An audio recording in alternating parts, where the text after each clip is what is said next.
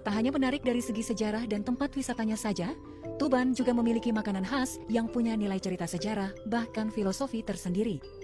Salah satunya adalah panganan yang disebut dengan ampo. Panganan yang menyerupai potongan coklat ini sangat melegenda di daerah Tuban, khususnya Desa Bektiharjo, Kecamatan Semanding, Tuban, Jawa Timur. Yang terjadi kala itu kemudian membawa Tuban menjadi daerah yang sangat sulit. Akibatnya masyarakat hidup dalam garis kemiskinan dan kesulitan pangan. Hal ini diperkuat pula oleh kondisi kemarau panjang yang mendera, sehingga tak ada satu hal pun yang dapat warga lakukan di masa itu. Keadaan tersebut membuat masyarakat harus memutar otak dan mencari cara agar dapat bertahan hidup. Ampo menjadi alternatif bagi masyarakat di kala itu.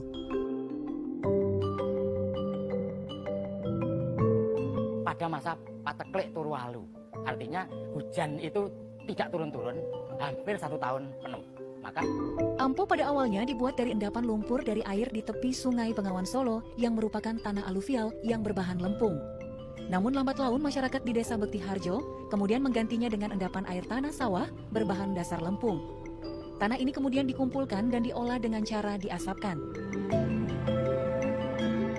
Sartik bersama sang ibu Rasima tetap setia untuk membuat panganan ini setiap harinya. Nama saya Ibu Sarti, tinggal di daerah Bektiharjo, RT 1, RW 1, Kecamatan Semanding, Kabupaten Tuban, Jawa Timur.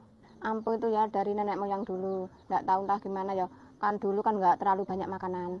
Terus ada yang makan tanah, tapi nggak sembarang tanah dimakan, terus diasepin katanya kok enak. Dari sejak itu banyak yang makan ampo. Terus kebetulan di keluarganya Ibu Rasimah ini terutama ya yang dulu bisa mengolah ampo sampai sekarang yang diserut terus diasepin bisa dikonsumsi.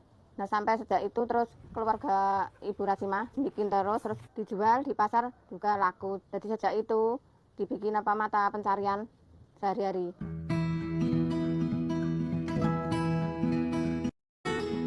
Setiap pagi, Sartik bersama sang ibu pergi ke lahan persawahan untuk mencari endapan tanah sebagai bahan dasar pembuatan ampo. Lahan ini bukanlah milik mereka, melainkan lahan sewaan yang sudah mereka sewa selama 1 tahun. Ya, tidak sembarang jenis endapan tanah yang mereka gunakan sebagai bahan dasar pembuatan ampo. Ada beberapa hal yang harus diperhatikan dalam memilih tanah yang tepat.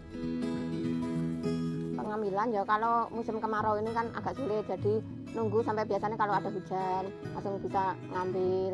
Terus nek ngambil ya kan agak dalam, jadi kalau musim kemarau ini nggak bisa ngambil, pas habis hujan baru bisa ngambil. Ngambilnya biasa pakai sabit terus digali sampai dalam. Ambilnya nggak sembarang tanahnya ambil di tanah sawah Ngajaran ya Desa Bektiharjo juga, tapi nggak sembarang tanah, itu tanah liat hitam yang nggak ada batunya, yang halus, itu bisa dibikin ampo. Selain itu kan nggak bisa, jadi nanti kelihatan yang bisa dibikin ampo sama enggak. Ada beberapa tahap dalam membuat ampo. Diawali dengan menyiapkan berbagai alat dan bahan yang diperlukan, seperti ganden atau pemukul, seseh atau pengikis, obongan atau tungku, hirik atau tempat mengasapkan bahan ampo, dan glangsing atau alas yang digunakan untuk membuat ampo. Bahan dasar ampo yang sudah diambil dari tanah sawah kemudian digelar di sebuah glangsing. Tanah tersebut haruslah dalam kondisi lembab. Tanah yang lembab itu kemudian dibentuk hingga berbentuk kotak dan dihaluskan dengan cara dipukul menggunakan ganden. Lalu barulah tanah yang sudah berbentuk kotak tersebut didiamkan minimal sehari dan dibungkus dengan plastik agar kelembabannya tetap terjaga. Setelah didiamkan, tanah berbentuk kotak itu dikikis menggunakan seseh sehingga membentuk sebuah gulungan. Hasil tanah yang sudah dikikis itu kemudian dimasukkan dalam hirik untuk diasapkan di atas obongan.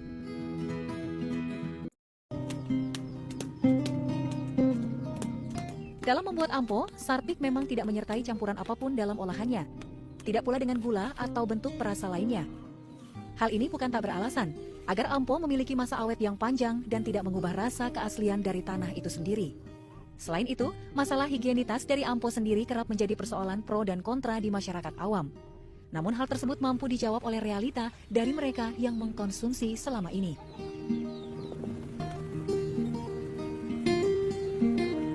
Memang tanahnya kan enggak dicuci ya, tapi kan bikinnya habis dibikin kan diasepin, terus asepannya itu kan pewanasnya sampai berapa derajat gitu kan, ini sudah diuji Mbak ya, jadi nggak takut nanti ada bakteri, ini tak ada apa-apa lagi, kan ini sudah diuji 2 kali. Terus kalau bisa nih ngemas kan harus di kantong plastik yang rapat gitu aja. sudah higienis, sudah nggak kena kemasukan udara kan bisa hancur nanti lembab. Nanti dikantongin kan enggak tahan lama. Kalau menurut ilmu kedokteran mungkin tidak higienis, mungkin tidak sehat. Tetapi perlu dicermati bahwa ketika masa lalu itu tidak bermasalah. Terus menurut saya pribadi, ketika bukan makanan, artinya barang yang dipanaskan lebih dari 100 derajat dan itu menjadi matang, itu menurut saya pribadi loh ya, tidak ada penyakit. Jadi kalau mau ya tidak bermasalah, kalau tidak mau ya nggak bermasalah sebenarnya. Kalau orang mengatakan tinggal persepsi masing-masing. Kalau ngomong tanah ya jelas kotor. Tapi kalau menurut logika saya, tanah ini halus gitu, lembut, terus digoreng sangan. Goreng sangan itu wajahnya juga dari tanah, terus ampunnya juga yang sudah kering dari tanah, digoreng sampai matang.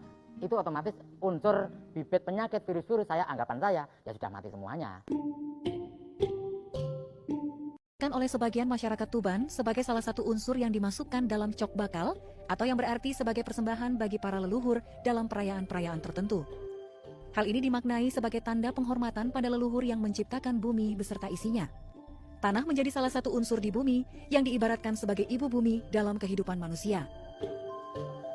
Biasanya ritual ini digunakan dalam perayaan menyambut panen raya oleh para petani. Ritual ini sebagai ucapan syukur pada Yang Maha Kuasa atas segala berkat yang diberikan pada hasil tanam mereka. Ampo itu kok menjadi pelengkap sajen. Niku ibu bumi bapak kuasa. Neng kene ana bapake ya kudu ana mboke, seperti itu. Artinya di situ ada ibu pertiwi, bumi, ada air, ada angin, ada api. Itu merupakan gambaran dari sifat manusia, terjadinya manusia. Dan sifat itu dimiliki oleh manusia. Kemudian keyakinan yang mereka miliki itu diungkapkan dalam bentuk sesaji. Tidak jauh beda dengan pola kehidupan dua. Ada bapak, ada ibu, ada Adam, ada Hawa, ada baik, ada buruk, ada siang, ada malam, ada matahari, ada rembulan, dan lain sebagainya. Itu yang selalu dipegang teguh oleh sebagian masyarakat Tuban.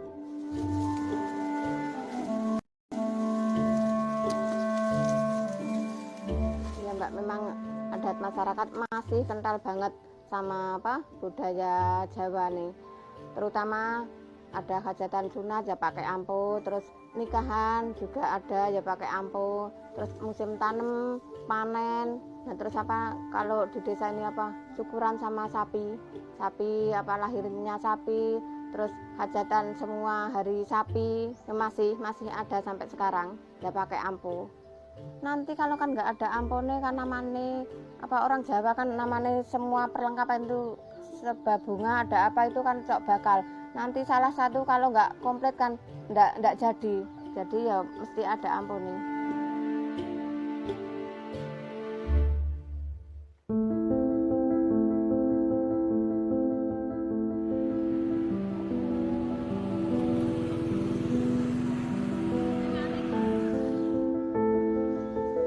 Di masa kini, banyak generasi muda di wilayah Tuban yang tidak mengenal ampo.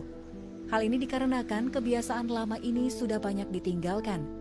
Anggapan untuk tidak kembali ke masa lalu yang sulit membuat masyarakat berpikir untuk tidak lagi mengkonsumsi ampo sebagai panganan.